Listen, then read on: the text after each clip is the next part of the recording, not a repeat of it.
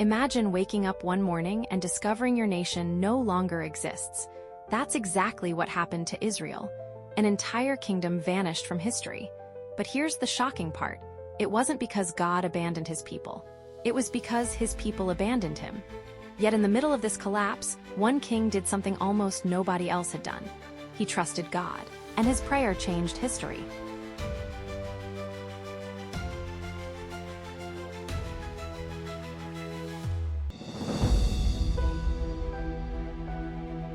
On the surface, everything looked fine.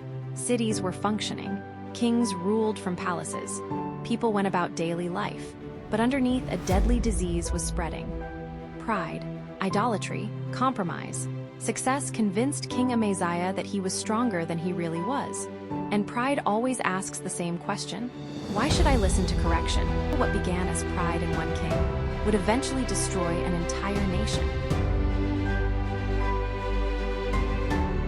Then things started moving quickly. Kings rose, kings fell, conspiracies spread, violence increased. The throne kept changing. The heart of the nation never did. Israel's problem wasn't political. It was spiritual. And then came a king whose fear would make everything worse. King Ahaz becomes king of Judah. And he's terrified by his enemies. Instead of trusting God, he trusts Assyria. He empties God's temple and copies pagan worship. He even sacrifices his own son. The king of God's people became more pagan than the pagans.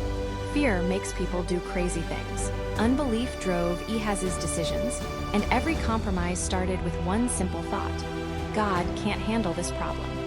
Fear often becomes the doorway to compromise. Then the warnings finally became reality. The northern kingdom of Israel collapsed. The 10 tribes were scattered. Their kingdom disappeared forever. Why? God had sent prophets to warn them and gave them multiple opportunities to repent. Generation after generation ignored them. Israel wasn't destroyed because God failed. Israel was destroyed because they continually rejected him. But while one kingdom died, another king was about to face the same test. Then Hezekiah became king. And suddenly, the story changes. For the first time in a long time, Judah had a king who actually trusted God. And that's when everything got worse.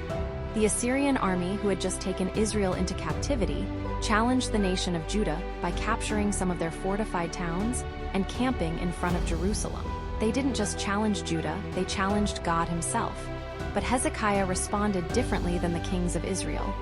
He didn't turn to strategy, to alliance, or to political maneuvering, just prayer. And God answered. In one night, the army vanished. But the story isn't over, because even great kings have hidden weaknesses. Then Hezekiah received some devastating news. He became deathly ill, and the prophet Isaiah told him to set his house in order because he was going to die. Once again, Hezekiah turns to God in prayer and petition. As a result, God grants him 15 more years of life. And that's where his pride quietly returns. When the Babylonian ambassadors arrived in Jerusalem, Hezekiah showed them all of his riches. The king who trusted God with everything still struggled with the same danger that had destroyed so many kings before him. This unwise decision would set up Judah for its captivity into Babylon. 2 Kings chapters 14 through 20 tell one powerful story. Pride destroys, fear compromises, and judgment follows. But faith changes everything. Israel needed a better king. Judah needed a better king.